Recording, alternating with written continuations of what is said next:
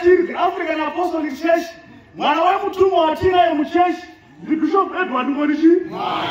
Ndiye mwana wa mtumwa wa China yeye. Ndiye alikuwa yeye. Bishop Edward Ngonishi.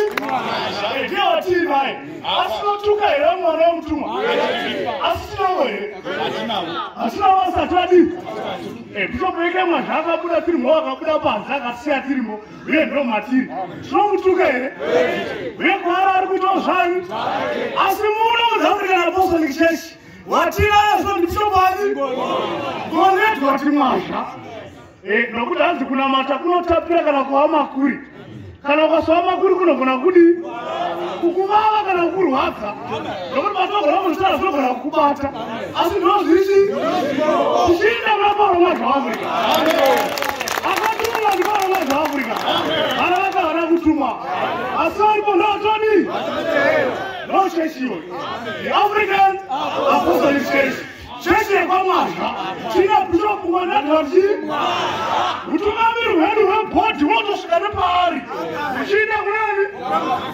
Vakaenda regara sika. Lori mwana mwazha unengatsara zvinongoita pano. Munhu wese achinzwa, munhu wese achiona. Kana ukabva ipapo, kana uri pakereke nhanyi, toti uri muVhangeri. Vanhu vanoziva kuti muVhangeri ndiye anogara pekudii? Ukaenda ukanogara kumashogo, ukati ndipei nai. Vanokukaita. Vanokunyima. Navanhu vakavakudi. Zvakapa chigaro chakotobatechi. No church here, the African Apostolic Church. Tinonopinda nayo. Nokuti pane vamwe vanofunga kuti aza. Uyo mukadzi akatogona akatozora ukaona mundiri muchechi. Vamwe vari kunga zvichachinja. Handre kuti vafamba tivanonga zvishadii. Kana usha kutoenda hapo bana. Iwe ndati kunopinda nani? Unawasika urimwe. Kana usipatomwa wachachinja mafungiro. Pana machinja chi? Mbudisi. Zvichachinja kana vanhu vadzoka. Kuchinja kwazvo kudzoka kwakadii? Kwete kwatiri isusu. Muri kuvatara. Chinatoshinje.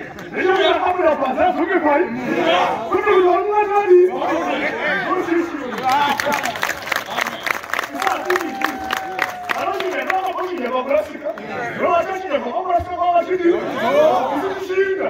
Vamos lá,